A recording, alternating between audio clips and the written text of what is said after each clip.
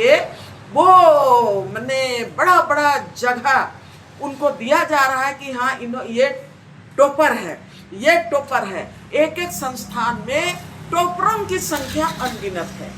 वहां पर जो अमीर लोगों के जो बच्चे हैं वो भारी आपका शुल्क दे के पढ़ रहे हैं।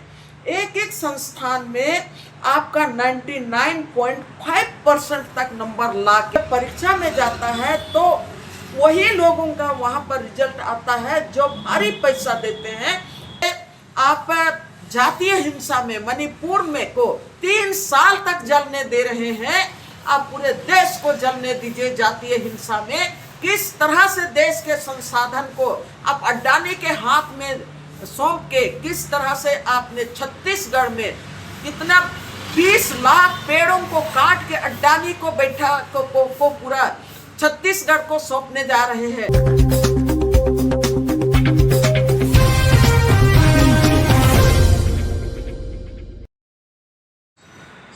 दीदी, जिस तरह से जंतर मंतर पर युवा या छात्र कहें अनशन पर भी बैठे थे, प्रदर्शन कर रहे थे वहाँ, लेकिन जब संसद घेराव करने की बात आया तो जिस तरह से पुलिस द्वारा लाठीचार्ज किया या फिर उसके बाद राहुल गांधी को जिस तरह से घसीटा गया, इस सब प्रकरण को फिर कैसे देखते हैं दीदी? ये जो प्रकरण है मोदी अमित शाह और उसके साथ वो भी जो उनके सहयोगी हैं, भारतीय जनता पार्टी या तो आप RSS, सब कोई इस देश के लोकतंत्र को पूरी तरह से जड़ से उखाड़ के खत्म करना चाहते हैं। देश में जो देश की 140 करोड़ आम नागरिक हैं, उनके जो संवैधानिक अधिकार हैं उनको पूरी तरह से खत्म करना चाहते हैं। देश के लोकतांत्रिक ढांचा को पर हमला इन्होंने 2014 के बाद लगातार शुरू किया है। और उसके साथ ही आज जितने भी जो देश के आम नागरिकों के लिए जो संवैधानिक अधिकार थे, उन तमाम संविधानों को बदल कर वो जिस तरह से उन्होंने पूरे देश की जो संपत्ति है, उस संपत्ति को अडानी को और अंबानी के हाथ में उन्होंने सुपुर्द कर दिया है। इसमें रेल भी बेच दिया, एयरपोर्ट भी बेच दिया, आपका रोड भी बेच दिया, शिक्षा का निजीकरण कर लिया, स्वास्थ्य का निजीकरण कर लिया, हर चीज़, यहाँ तक कि एक एक बूंद पानी जो जीवन देने वाली है आम मैंने पूरे सृष्टि को, उसको भी पूरी तरह से अडानी और अंबानी के हाथ में बेच डाला है।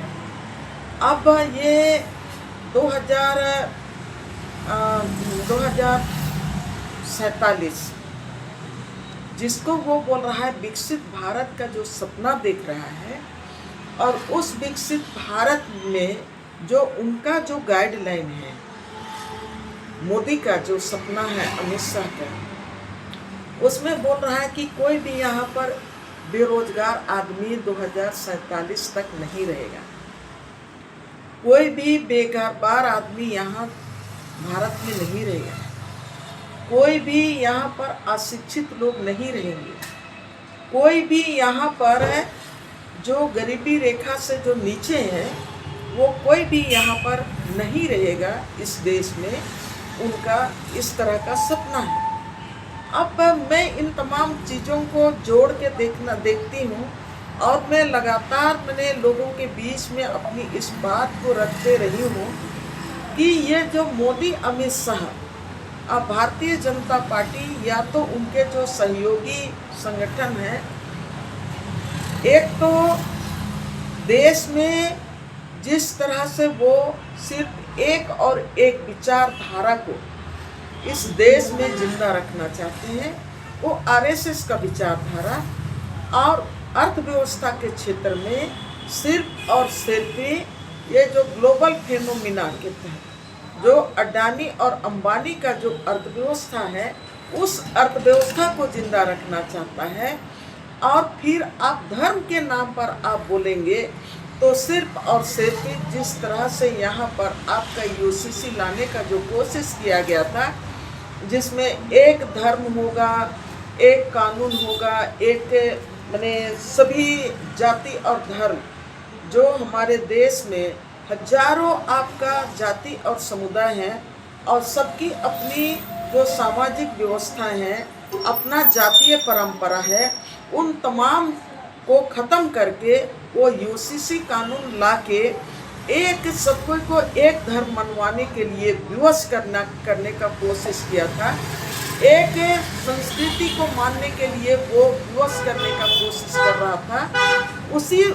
उसका लोग, एक अलग बात है कि विरोध हुआ, लेकिन उस विरोध के बाद भी आप दूसरे रास्ता से आप one nation one law, one nation one election, one nation one religion, इस तरफ पे ये अडानी और अंबानी के रास्ते में देश को ले जाना चाहता है। और इसीलिए ये जो देश में आज गरीबी की बात नहीं करती है मोदी सरकार, आज बेरोजगारी की बात नहीं करती है मोदी सरकार, आज भारत स्वच्छ भारत हो इसकी बात नहीं करता है, यहाँ आदिवासियों की बात नहीं करता है, दलितों की बात नहीं करता है, ना यहाँ पर आप यहाँ के जो युवा हैं, बेरोजगार युवा हैं, उनको रोजगार देने की बात नहीं करता है। और ये सिर्फ बात करता है इनका जो एजेंडा में आपका अडानी और अंबानी का एजेंडा को वो पूरा करना चाहता है। तो जिस तरह से आप देखिए, देश को जब हम सशक्त बनाने की बात करते हैं, विश्व गुरु बनाने का ये डंका पिटते चलता है नरेंद्र मोदी, तो ये विश्व गुरु कैसे बनेगा जब यहाँ का जो मानव संसाधन मजबूत नहीं है, शिक्षा के क्षेत्र में मजबूत नहीं है, स्वास्थ्य के क्षेत्र में मजबूत नहीं है, रोजगार के क्षेत्र में हर एक नौजवानों को ये देश रोजगार नहीं दे पा रहा है, यहाँ के हर तबके का जो भाषा और संस्कृति है उसको सुरक्षित नहीं कर पा रहा है, हर एक जाति और धर्म का जो अपना धार्मिक आस्था है उस आस्था को संरक्षण नहीं दे पा रहा है, तो ये देश विश्व गुरु कैसे बनेगा? ये narrative RSS, Bharatiya Janata party, Narendra Modi और अमित शाह ये नैरेटिव दे के चल रहे हैं, देश का मजाक उड़ा रहे हैं। और आप देखिए, देश में 2014 के बाद 150 बार आपका परीक्षा पत्र लीक हुआ, 150 बार। नीट के साथ कई एग्जामिनेशन में वो जो परीक्षा पत्र है, वो क्वेश्चन पत्र है, वो लीक हुआ। और ये जो लीक हुआ, और उसके साथ ही आप देखिएगा कई जो साधन संपन्न जो संस्था हैं, वहाँ पर जो अमीर लोगों के जो बच्चे हैं वो भारी आपका शुल्क दे के पढ़ रहे हैं। एक एक संस्थान में आपका 99.5% तक नंबर लाके वो मैंने बड़ा बड़ा जगह उनको दिया जा रहा है कि हाँ ये टॉपर है, ये टॉपर है। एक एक संस्थान में टॉपरों की संख्या अनगिनत है, लेकिन उसके पीछे का भी कहानी ये देश की जनता अच्छी तरह से समझ गई कि ये टॉपर कैसे पैदा होते हैं। और ये जब परीक्षाओं की बात हो रही है तो आपका परीक्षा पत्र लीक हो जा रहा है, और परीक्षा पत्र लीक होने के बाद भी 2024 और 2025 का मैं याद दिलाना चाहती हूँ, कई परीक्षा पत्र लीक हो गए नीट के साथ। और जितने भी बच्चे हैं, गरीब घर के बच्चे हैं, गरीब परिवार है, कितना मेहनत करके बच्चों को पढ़ाता है, ट्यूशन पढ़ाता है, पहले तो उनकी पढ़ाई पूरी करता है, फिर ट्यूशन पढ़ाता है, फिर उनका हर सुविधा को पूरा करने का प्रयास माँ बाप करते हैं। लेकिन जब परीक्षा में जाता है तो वही लोगों का वहाँ पर रिजल्ट आता है जो भारी पैसा देते हैं। अब ये जो NTA, TNA एनटीए जो परीक्षा लेने का जो एजेंसी मैंने बना के रखा है, और वो भारी आज की तारीख में शिक्षा के क्षेत्र में फ्रॉडिज्म कर रहा है। पूरा यहाँ पर करप्शन, जितना आज तक करप्शन को नहीं समझ पाए थे वो करप्ट है, हो गया है, और भारी पैसा लेके वो ने काम कर रहा है। और जिस तरह से यहाँ पर गिरफ्तारियां हो रही हैं जो पेपर लीक करने वालों को, और उन पेपर लीक करने वाले जो भ्रष्टाचारी हैं, वो जो सरगना है, उस पर लगाम लगाने के लिए ही यहाँ देश के नौजवान जब वहाँ जंतर मंतर में बैठे कि देश की शिक्षा व्यवस्था को तंदुरुस्त किया जाए, और जो देश में जो आपका केंद्रीय आपका शिक्षा मंत्री है धर्मेंद्र प्रधान, वो देश का शिक्षा व्यवस्था को सुदृढ़ नहीं कर पा रहे हैं, वो करप्शन को अंकुश शिक्षा के क्षेत्र में नहीं लगा पा रहे हैं, और उसी के लिए धर्मेंद्र प्रधान का वो उनको इस्तीफा देने की मांग को लेकर बैठे थे। और उनके साथ जिस तरह से सरकार के फरमान पर पुलिस ने उनके साथ लाठीचार्ज किया, आंसू गैस छोड़ा, और उन लोगों का धरपकड़ किया, वहाँ पर हजारों बच्चों के ऊपर में केस हुआ। और मैं अच्छी तरह से सबको जानते हैं कि कई नेहा का सबको जान रहे हैं, नेहा के साथ कितने उनके जो साथी थे, स्टूडेंट थे, वो लोग 20-20 दिन 21-21 दिन वहाँ पर अनशन में रहे, सबका हालत खराब है।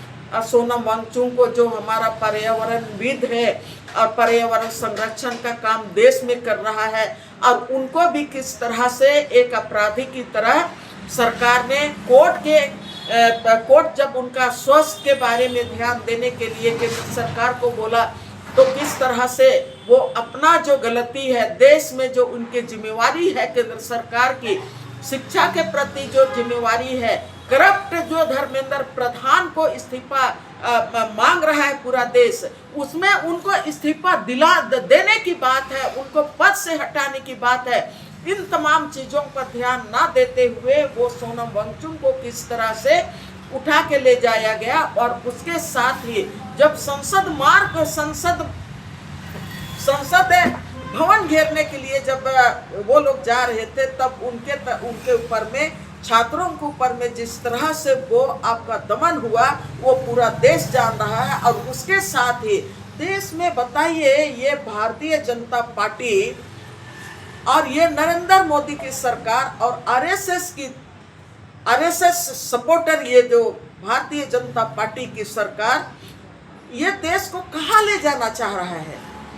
विपक्ष के तमाम संसद है, जब पहला सत्र जब चला, तब यहाँ पर आपका देखिए कितना करप्ट है, और करप्शन को किस तरह से आगे बढ़ाने का काम नरेंद्र मोदी कर रहा है।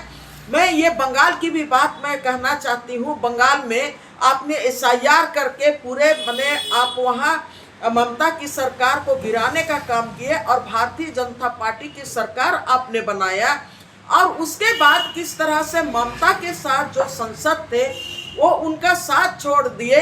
और जब पहला सत्र वहाँ पर दिल्ली में जब संसदीय सत्र शुरू हुआ, तो वो लोग कोई नया पार्टी का दमन थाम के, जिसको कि मैंने संसदीय राजनीति में उनका कौन पार्टी में गए हैं, ऑथेंटिक उनके पास कोई पार्लियामेंट के पास कोई रिकॉर्ड नहीं है, लेकिन 20 की 25 संसद को वो भारतीय जनता पार्टी कोई दूसरा इसके साथ खड़ा करके उनको वहाँ पर संसदीय सत्र में बैठने के लिए अलाउ किया।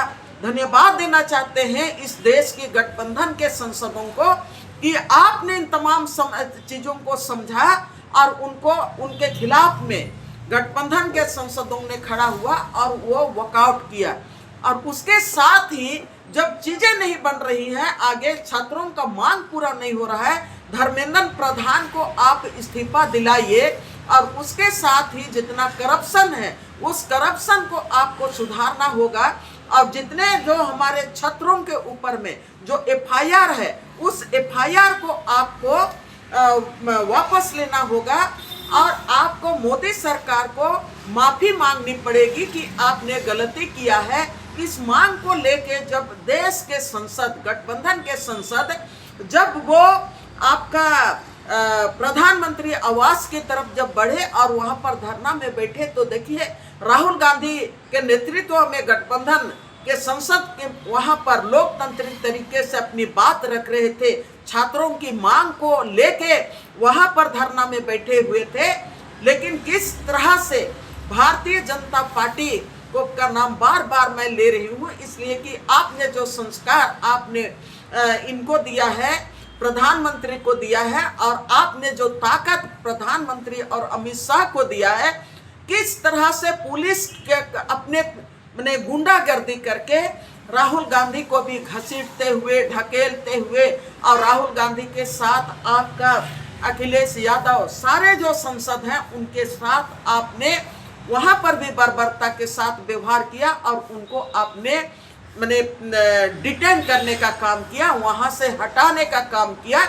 ये देश को आप कहाँ ले जाना चाहते हैं? देश को पूरी तरह से आप अडानी और अंबानी के हाथ में सौंपने के लिए आप पूरे देश में SIR भी आपने किया, पूरे देश में आपने सिर्फ और सिर्फ राजनीति में भारतीय जनता पार्टी ही आजीवन तक नरेंद्र मोदी बैठा रहे सत्ता में, और उसके साथ अमित शाह सत्ता में बैठा रहे, और देश को आप किस तरह से आप जातीय हिंसा में मणिपुर में को 3 साल तक जलने दे रहे हैं। आप पूरे देश को जलने दीजिए जातीय हिंसा में। किस तरह से देश के संसाधन को आप अडानी के हाथ में सौंप के, किस तरह से आपने छत्तीसगढ़ में कितना 20 लाख पेड़ों को काट के अडानी को बैठा को पूरा छत्तीसगढ़ को सौंपने जा रहे हैं। किस तरह से अंडमान में आपने वहां पूरी तरह से पर्यावरण को नष्ट करके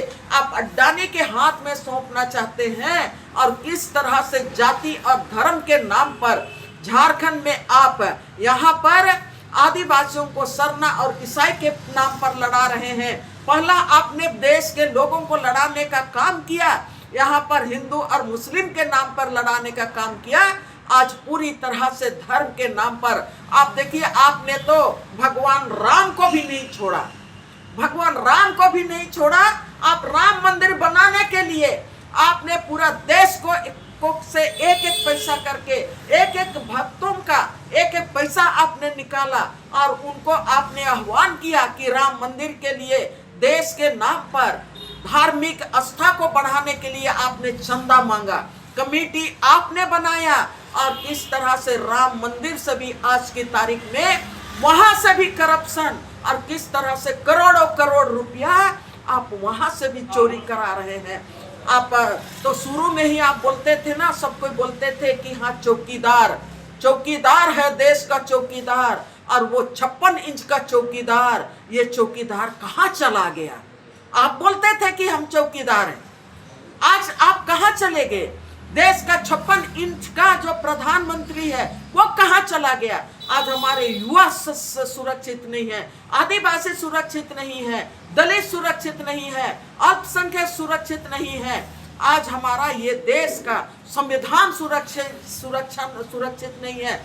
सुरक्षित है तो सिर्फ अडानी और अंबानी सुरक्षित है, और इसी को लेके आप अडानी अंबानी का जो आपका है, जो आप उनको संरक्षण देके आप देश में डंका पीट रहे हैं कि ये विश्व गुरु है। कुछ भी होता है यहाँ पर आप आग जला लेते हैं और आप विदेश में भाग के चले जाते हैं, और यहाँ पर आप देश को जलने के लिए छोड़ दे रहे हैं। 2.5 साल के बाद नरेंद्र मोदी गए थे, मणिपुर गए थे, और मणिपुर में बोलने लगे कि आप यहाँ पर विकास का धारा बहने लगेगा। 2.5 साल तक तो आप 10 लाख से ज्यादा वहाँ के लोगों को घर से आपने बेदखल कर दिया, आपने विस्थापित कर दिया, और पूरा मणिपुर से लोग वहां से भागने लगे। मैं इस चीज को भी आपके सामने रखना चाहती हूँ। आपने लेह और लद्दाख के बारे में जब आप 370 को हटाया तो बोला कि आप इस इलाके को हम स्वर्ग बना देंगे,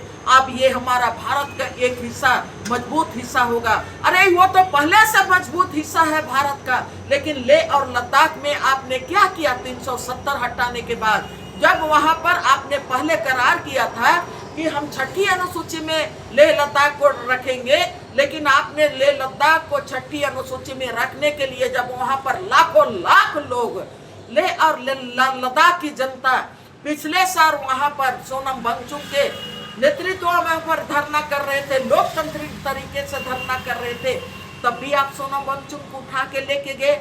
आपने तो अपना मैनिफेस्टो में रखा था कि आप लेह और लद्दाख को छठी अनुसूची में रखेंगे, तो आप देश को कहाँ ले जाना चाहते हैं? तो ये जो तमाम चीजें हैं, आज जितने भी निंदा कीजिए, इस निंदा से काम नहीं करेगा चलेगा। देश की जनता को आज बाहर निकलना पड़ेगा एक नया देश की आजादी के लिए। और ये जो नया देश की आजादी है, अडानी और अंबानी की जो राजनीति और ये जो नरेंद्र मोदी किस तरह से धर्म की राजनीति के आड़ में देश को जला रहा है, किस तरह से अडानी और अंबानी के हाथ में इस देश को गिरवी रख रहा है, और यहाँ के छात्रों के नौजवान, जब हम कहते हैं देश का हमारा पिलर है, हम किस भविष्य की बात करते हैं? हम उन्हीं भविष्य की बात करते हैं ना, और उन्हीं के लिए हम लोग जमीन बचा रहे हैं, जंगल बचा रहे हैं। जहां पर भी हम लोकतंत्र की बात कर रहे हैं, तो उन्हीं हमारे नौजवानों को ये धरती और ये भारत का संविधान उनको मान सम्मान के साथ जीने का अधिकार दे, रोजी दे, रोटी दे, उनको यहाँ भारत के में उनको मान सम्मान के साथ जीने का अधिकार मिले। उसी का लड़ाई तो सब कोई लड़ा। लेकिन मोदी जी बोलते हैं कि बेटी पढ़ाओ बेटी बचाओ, लगातार वो उनका नारा भी रहा है। लेकिन जिस तरह से देखा गया कि खास करके 12 वर्ष से 16 वर्ष की बच्चियों को वहाँ पर मारा गया, जिस तरह सोशल मीडिया में फोटो दौड़ भी रहा है पुलिस के द्वारा जिस तरह से मारा गया है। दूसरा सवाल ये भी है कि झारखंड में अगर देखा जाए तो उधर पूरा देश जो है नीट का पेपर लीक के मामला उठा रहा है, तो यहाँ जो है विपक्ष जो बीजेपी है यहाँ जेपीसी को घेर रहा है। इस पर क्या? पहले तो मैं बेटियों की बात करूँगी। मैं भी बेटी हूँ, मैं भी देश की बेटी हूँ, माँ हूँ जरूर, बहन हूँ, लेकिन इस देश की बेटी हूँ। यहाँ की देश की बेटियों को आपने शिक्षा के क्षेत्र में 14 साल 12 साल आप गिनाते आ रहे हैं, आप अपनी उपलब्धि गिनाते हैं। मैं गिना रही हूँ देश की बेटियों की स्थिति। आज भी हमारा देश में, आज भी हमारा देश की बेटियों की बात कर रही हूँ, आज भी हमारी महिलाएं आपका 76% जिस तरह से फोटो वायरल मैंने बोला भी नहीं, वहीं पर जा रही हूँ। देश की बेटियां आज भी 76% एनीमिक है। आज भी हमारे बच्चे कुपोषित हैं। जब बेटी की बात कर रहे हैं तो हमारा देश की बात करेंगे, हम तो सबकी बात करेंगे ना। तो आप आज नेहा का उम्र कितना है? 21 साल है। और ये जो आप फोटो दिखा रहे हैं, उन बेटियों के साथ आप क्या कर रहे हैं? वहां पर जब अपने हक की लड़ाई के लिए, देश की हक की लड़ाई के लिए, देश को पावरफुल बनाने के लिए, देश के युवाओं को रोजगार देने के लिए, समृद्ध बनाने के लिए, इस देश को, यहाँ के मानव ताकत को मजबूत बनाने के लिए, करप्शन को देश से खत्म करने के लिए हमारी बेटियां नेहा के साथ, और जो फोटो आप दिखा रहे हैं, सारी हमारी बेटियां भूख हड़ताल में बैठी थी। आपने तो बेटियों को कभी पूछा नहीं, आपने कभी ये जायजा नहीं लिया कि उनकी हालत क्या है। और जब आप वहाँ पर पुलिस को भिड़ा दिए तो उन बेटियों को मारने के लिए भिड़ा दिए। उन बेटियों को आप जिस तरह से बर्बरता के साथ आप उनके साथ हैं, आप यहाँ पर हम लोग देखते हैं, हम लोग गांव में रहते हैं, जिस तरह से मरा हुआ जो माने पशु होता है उनको घीस के लेके जाते हैं, हमारी बेटियों के साथ आपने यही बर्बरता के साथ आपने व्यवहार किया। आप ये निंदा करने से नहीं चलेगा, इसके लिए तमाम देश की जनता को उठना पड़ेगा और देश की जनता को भारतीय जनता पार्टी के खिलाफ में खड़ा होना पड़ेगा, लड़ाई लड़ना पड़ेगा और इनको देश से इनको आउट करना पड़ेगा। ये संकल्प लेना पड़ेगा। आप बेटी बचाने, बेटी बढ़ाने, बेटी पढ़ाने की बात कर रहे हैं, तो किन बेटियों को जब पढ़ा के आप क्या कीजिएगा? उन बेटियों को आप रोजगार ही नहीं दे रहे हैं, उन बेटियों को शिक्षा ही नहीं दे पा रहे हैं, और आप बेटियों को शिक्षित करने की बात करते हैं सिर्फ और सिर्फ जिस तरह ये आप जो पूछे ना, वो उसी तरह है जिस तरह से भारतीय जनता पार्टी चुनाव के पहले कहती थी, 2014 के पहले कहती थी कि हम चुनाव जीतेंगे तो हर काला धन को हम वापस लाएंगे, हर किसी के खाते में 15-15 लाख जाएगा। बाद में बोला कि नहीं ये तो चुनावी प्रोपागंडा था। ये भी आपका एक प्रोपागंडा है भारतीय जनता पार्टी का, सिर्फ मोदी का केवल नहीं है, भारतीय जनता पार्टी का। ये बेटी बचाना उनके एजेंडा में नहीं है, बेटियों को पढ़ाना एजेंडा में नहीं है, बेटियों को रोजगार देना उनका एजेंडा में नहीं है। ये जंतर मंतर में जो भी घटना घट रही है और नीट का पेपर जो लीक हुआ उसको लेके लगातार ये तमाम चीजें स्पष्ट हो चुकी हैं। आपने जो सवाल किया कि यहाँ जेपीसी को लेके पहले से ही यहाँ पर विरोध होते रहा। और ये जो बुनियाद किसने डाला है 2014 में 2000 में राज बना, 2000 में राज बना और उसके बाद आपका 6 साल तक भारतीय जनता पार्टी की सरकार रही। भारतीय जनता पार्टी की सरकार रही 6 साल तक। आपने जेपीसी को आपने ठीक नहीं कर पाया, 6 साल तक ठीक नहीं कर पाया। और करप्शन का बुनियाद जितने भी लोग आए जेपीसी में, आपने किनको किनको डाला पूरा दुनिया देख रहा है। और आपके लोगों मैंने किस तरह से कटघरा में खड़ा कर दिए गए वो भी पूरा दुनिया देख रहा है। और आज की तारीख में जब केंद्र सरकार के शिक्षा व्यवस्था पर सवाल उठ रहा है, केंद्र के शिक्षा व्यवस्था पर सवाल उठ रहा है, तब आज आपको जेपीसी का ये मामला सामने आ रहा है। हम लोग तो पहले से जेपीसी में यहाँ पर मैंने सुधार की मांग कर रहे हैं, करप्शन को खत्म करने की मांग कर रहे हैं। एक चीज और मैं कहना चाहती हूँ, आप तो 2000 से 2006 तक आपकी सरकार थी, कंटिन्यू आपकी सरकार थी।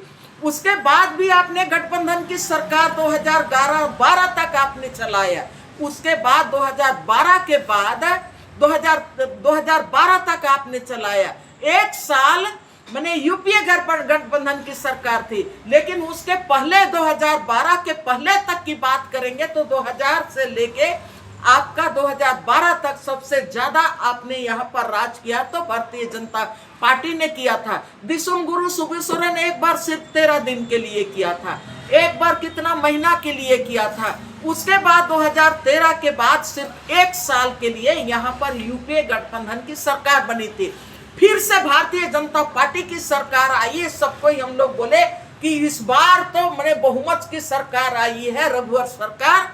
आपका 14 से 2019 तक था, तब तो जेपीएससी पर आपने कोई एक्शन नहीं लिया, जेपीएससी के करप्शन पर आपने कोई सुधार की व्यवस्था नहीं की। तमाम जो आपने नींव डाला है करप्शन का नींव तो भारतीय जनता पार्टी ने डाला है। और आज वहां जो उनको घेरने का काम किया जा रहा है, धर्मेंद्र प्रधान को, नरेंद्र मोदी को इस्तीफा देने की मांग हो रही है, तब आप यहाँ पर जेपीएससी की बात कर रहे हैं। ये आपका राजनीतिक खेल है, लेकिन आप पूरी तरह से ना आप यहाँ पर मैंने भ्रष्टाचार को खत्म करने का काम किए। राज तो पहला आप ही को हाथ में सौंप दिया गया था। अपना लंबा तक आपने झारखंड में अपना राज सत्ता चलाए। आज आप सिर पे ये गठबंधन के लोग और तमाम जो छात्र उठा रहे हैं सवाल को जंतर मंतर में, तब आप चाह रहे हैं कि झारखंड सरकार को घेरते हुए आप जेपीसी का सवाल उठा रहे हैं। अच्छी बात है, लेकिन आपको भी अपना आईने में अपना चेहरा देख लेना चाहिए। और आपका ये जो लंबा मैंने गिनती की, यहाँ के आम जनता से भी आग्रह करते हैं कि यहाँ पर सबसे ज्यादा किसने मैंने भ्रष्टाचार को देने के लिए संरक्षण दिया और राज व्यवस्था को आपने गढ़ा है। यहाँ पर का भ्रष्टाचार का व्यवस्था को भी आप ही ने गढ़ना शुरू किया है, तो दोषी आप उतने ही हैं जितना आज आप हमको दोषी ठहरा रहे हैं। और ये राजनीतिक खेल करके जनता के आवाजों को दबाना ये आपके फितरत में है, झूठ को सच करना आपके फितरत में है। और आप इसी के तहत जो देश में जो आंदोलन खड़ा हुआ है उसको भी आप कमजोर करना चाहते हैं, लेकिन देश की जनता आपको अच्छी तरह से समझ गई है। आपके पास रोजगार की व्यवस्था नहीं है, आपके पास करप्शन खत्म करने की मशीनरी नहीं है। उस समय खिलाड़ियों की बात हो रही थी ना, एक खिलाड़ी मैं नाम भुला गई, वो खिलाड़ी भी जंतर मंतर में बैठी थी, बेटी की बात आप कर रहे हैं। पहलवान करके थी, हाँ पहलवान वहाँ पर बैठी थी हक की मांग को लेके। उस समय भी खेल मंत्री को बर्खास्त करने की मांग की थी। कहाँ भारतीय जनता पार्टी ने करप्ट और वो लड़कियों के ऊपर में जो हमला किए थे जो शोषण किए थे वो तमाम करप्ट लोग तो भारतीय जनता पार्टी के साथ हैं। हर करप्ट लोग आपके साथ हैं। आपके पास वॉशिंग मशीन को दिखा देते हैं और जो लोग मतलब डर जाते हैं आपके साथ चले जाते हैं। तो सारे लोग तो आप ही के साथ हैं। आप अपने लोगों को भी आप वास करके तो निकाल दीजिए। आप करप्ट व्यवस्था को आप आगे बढ़ाने का काम कर रहे हैं और इस व्यवस्था, इस देश में सिर्फ करप्शनों का आप देश से खड़ा करना चाहते हैं और ये भारत देश है, इसको होने नहीं दिया जाएगा। लोग लड़ रहे हैं, जनता लड़ रही है। आज भी सब जगह गांव में भी लोग भारतीय जनता पार्टी के इस षड्यंत्र को नकाब करने के लिए और छात्रों की मांग को लेके आज पूरे देश में, पूरे राज्य में आंदोलन चल रहा है। आज भी सभी जिला में लोग धरना में बैठे हुए हैं।